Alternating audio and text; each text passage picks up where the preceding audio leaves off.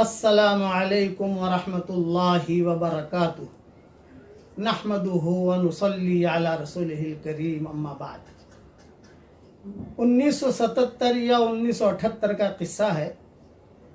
جمعہ کی نماز کے بعد حرم شریف میں حتیم کے سامنے میں بیٹھا ہوا تھا اور ایک بڑے میاں بہت خوبصورت حسین جمیل وہ آئے۔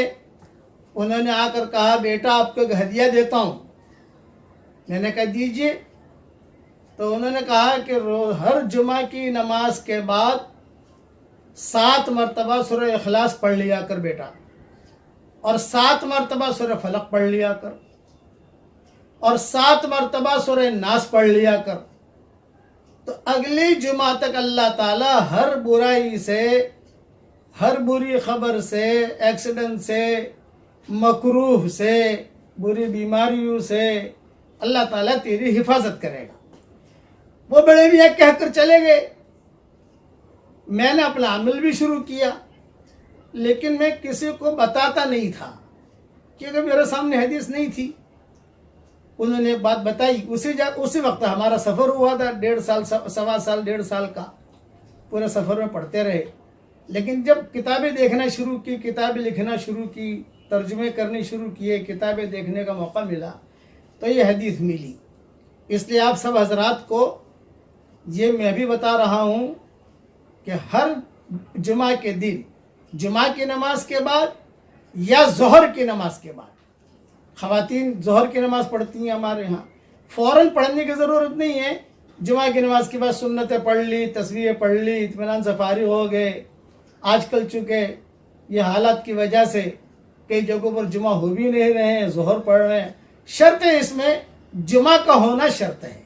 7 مرتبہ سورہ اخلاص پڑھنے کی عادت ڈالیے، 7 مرتبہ سورہ فلق پڑھنے کی عادت ڈالیے، اور 7 مرتبہ سورہ ناس پڑھنے کی عادت ڈالیے۔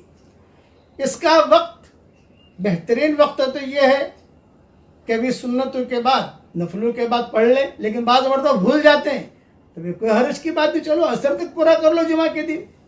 پھر بھی بھول گئے تو بھی کوئی حرج کی بات نہیں ہے، چلو جمعہ کے دن سورج غروب ہونے سے پہلے پڑھ لو۔ تو اس کی عادت ڈال دیجئے، تو اللہ تعالیٰ کی ذات سے امید ہے کہ انشاءاللہ اگلے جمعے تک اللہ تعالیٰ کی حفاظت میں رہیں گے۔ یہ حدیث ابن سنی میں ہے، اور میری کتابوں میں اس کے اور حوالے بھی میں نے لکھ دیے ہیں۔ یہ ساری تفصیل میں صرف ایک شرط ہے کہ جمعہ کا دن ہونا چاہیے۔ اب تو جمعہ کے دن چاہے اب جمعہ کی نماز پڑھیے یا ظہر کی نماز پڑھیے بس۔ اور اب یہ ویڈیو فوراً آگے بھیج دیجئے، جتنے لوگ انشاءاللہ پڑھیں گے آپ کو بھی ثواب ملے گا، پڑھنے والوں کو بھی ثواب ملے گا انشاءاللہ، اور مسلمانوں کی ہر شر سے حفاظت بھی ہو جائے گی۔ اللہ تعالی ہم سب سے راضی ہو جائے، آمین۔ وآخر دعوانا ان الحمدللہ رب العالمین۔